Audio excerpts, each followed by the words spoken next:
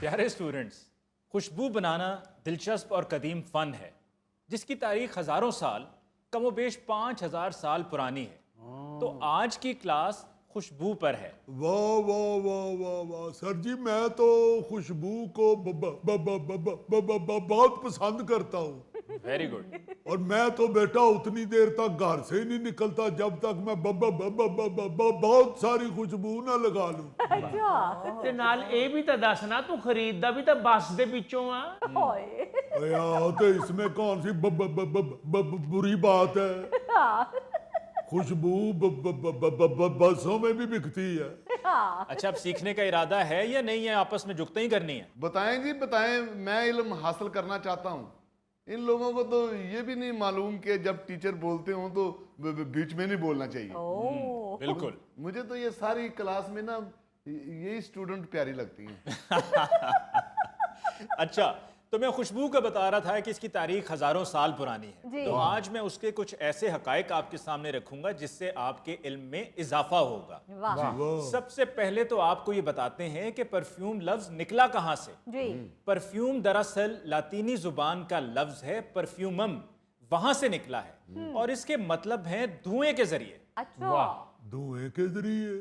جی تو شروع میں کیا پرفیوم کے ذریعے دھونی دیتے تھے؟ بالکل ٹھیک۔ قدیم وقتوں میں جڑی بوٹیوں کو اور خوشبودار مواد کو آگ میں جلایا جاتا تھا تاکہ اس سے مہک پیدا ہو۔ یہی وجہ ہے کہ نام اس کا پرفیوم پڑ گیا۔ اچھا، واہ واہ واہ واہ۔ یہ جس طرح اگربتی جلائیں تو اس کے دھوئیں سے خوشبو پیدا ہوتی ہے۔ دیکھا آپ نے، میں نے بوجھ لیا ہے۔ میں نے آپ کو بتایا تھا نا کہ ساری کلاس میں سب سے زیادہ انٹیلیجنٹ اسٹوڈنٹ میں ہوں۔ بالکل۔ ان کو کیوں بتایا؟ جو بتانا ہے ٹیچر کو بتائیں۔ خبردار کسی نے کسی کو بتایا کچھ تو۔ او بھائی ایک منٹ، آپس میں نہ لڑیے، میری بات سنیے۔ اور سر میں تو آپ کی سن رہا ہوں، یہ کیوں اس کی سنتی ہیں؟ چلیں جی، آپ بھی میری طرف توجہ دیجئے۔ تو خوشبو کا استعمال کہاں ہوا؟ یہ بھی ایک اہم سوال ہے۔ خوشبو کا استعمال قدیم مصر، میسوپوٹیمیا اور وادی سندھ کی تہذیبوں میں ہوا۔ اور اس کے استعمال کا مقصد مذہبی رسومات، میتوں کی حنوطی اور بدبو سے بچنے کے لیے استعمال ہوتا رہا۔ اچھا، آپ کو سن کر یہ حیرانگی ہوگی کہ پہلا جدید پرفیوم لگایا نہیں بلکہ پیا گیا تھا، اور اس کو 1310 میں ہنگری کی ملکہ الزبتھ کے لیے تیار کیا گیا تھا۔ اچھا، تو جو ملکہ ہنگری تھی وہ سادہ پرفیوم ہی پیتی تھی یا پانی اور برف ڈال کے پیتی تھی؟ حضور بات کو دوسری طرف نہ لے کر جائیں، یہ پانی کی شکل میں تھا اور یہی وجہ ہے کہ اس کو ہنگری واٹر بھی کہا جاتا رہا۔ اچھا سر اگر ملکہ پرفیوم پیتی تھی تو پھر ان کے تو دل اور گردے خوشبودار ہو گئے ہوں گے۔ دراصل مائی ڈیئر اسٹوڈنٹ، ڈاکٹرز نے ملکہ کو مشورہ دیا کہ بیماریوں سے بچنے کے لیے اس کے غرارے کریں، لیکن وہ چونکہ بنا تو جڑی بوٹیوں سے تھا، ان کو ذائقہ اچھا لگا تو انہوں نے پی لیا۔ اچھا جی، اور یہ ذہن میں رہے کہ اس وقت تک پرفیوم میں الکوہل کا استعمال کا رواج نہیں تھا۔ ٹیچر پوت یہ مطلب اس ویلے پرفیوم ایڈا سستا ہوندا سی کہ لوگ گلاسیاں بھر بھر پیندے سی۔ ہن تا ایڈا مہنگا ہو گیا، اللہ معاف کرے کہ ایک باری شی کریے دوجی باری کرن لگیا دل نو ہاتھ پیندا۔ او نماز بھائی ہن بھی 2 نمبر پرفیوم بڑا سستا مل جاندا ہے، تو پین والا بن۔ او بھائی، خوشبودار پھولوں کا، جڑی بوٹیوں کا عرق نکالا جاتا تھا، تو عرق تو آج بھی موجود ہے جو لوگ پی بھی لیتے ہیں۔ جی جی جی، میں گلاب کا عرق آنکھوں میں بھی ڈالتا ہوں۔ اے بھی دس دے کہ کالے گلاب دا۔ اور تو کدلی ہر ایک دی گل دے وچ بولنا شروع کر دینا یار۔ یار آپ آپس میں نہ الجھیں، اب میری بات سنیں۔ میں آپ کو خوشبو کا بتا رہا ہوں، اتنی اہم مفید معلومات آپ کو دے رہا ہوں، آپ کے علم میں اضافہ ہو رہا ہے۔ ابھی آپ نے بات کی عرق کی، تو عرق نکالنے کا جو طریقہ ہے یہ دریافت کیا تھا مسلمان سائنسدان بو علی سینا نے 10ویں صدی میں۔ اچھا، اس کا مطلب ہے کہ دنیا کا پہلا حکیم بو علی سینا تھا۔ یار پہلا حکیم نہیں، وہ پہلا شخص تھا، سائنسدان تھا جس نے طریقہ بتایا عرق نکالنے کا۔ سر جی انہوں نے پہلی دفعہ عرق ہی نکالا تھا یا ساتھ مربع بھی ڈالا تھا؟ یار تم وہ سوال کرو جو تمہیں سوٹ کرے۔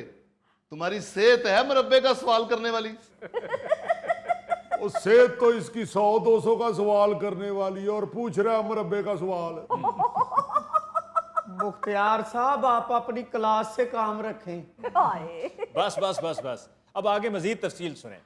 फ्रांस को परफ्यूम का देश और उसके शहर ग्रेस को दारुल हुकूमत कहा जाता है। अब इसकी वजह क्या है? वजह यह है कि यहाँ पर चमड़े के दस्ताने बनते थे शहर में, यानी कि ग्रेस में, और उसकी बदबू को ख़त्म करने के लिए नित नए केमिकल्स को इस्तेमाल किया जाता था कि किसी तरह से ये बदबू ख़त्म हो जाए। हाँ। आखिर में जब वहाँ पर परफ्यूम का इस्तेमाल हुआ तो फिर उसके बाद वो चमड़े के दस्ताने बनाने वाली फैक्ट्रियाँ बंद हो गई, वो काम रुक गया, परफ्यूम की डिमांड बढ़ गई और वही फैक्ट्रियाँ जो चमड़े के दस्ताने बनाती थीं उन्होंने परफ्यूम बनाना शुरू कर दिए। वाह वाह वाह वाह, यानी वही गल हो गई ना, अग लैन आई ते घर वाली बन बैठी। खुशबू का इस्तेमाल हुआ दस्तानियों की बदबू खत्म करने के लिए, हाँ। ਤੇ ਉੱਥੇ ਅਗਲਿਆਂ ਨੇ ਦਸਤਾਨਿਆਂ ਦੀਆਂ ਮਸ਼ੀਨਾਂ ਲਾ ਕੇ ਤੇ ਖੁਸ਼ਬੂ ਵਾਲੀਆਂ ਲਾ ਲਈਆਂ। ਬਹੁਤ ਮਜ਼ੇਦਾਰ ਬਾਤ ਹੈ ये। अच्छा जी, तो परफ्यूम इंडस्ट्री में खुशबू बनाने के लिए और क्वालिटी कंट्रोल के लिए जिन लोगों को रखा जाता है उन्हें परफ्यूमर कहा जाता है। और आप ये सुनकर हैरान होंगे कि उनकी नाक की बाकायदा इंश्योरेंस करवाई जाती है। अच्छा। यानी कि उनकी तालीम इतनी ज्यादा ना भी हो तो कोई फर्क नहीं पड़ता, लेकिन उनकी सूंघने की हिस्स इतनी तेज होती है कि वो खुशबू सूंघ कर बता देते हैं कि इसमें कौन से अज्जा शामिल हैं। वाह जी वाह।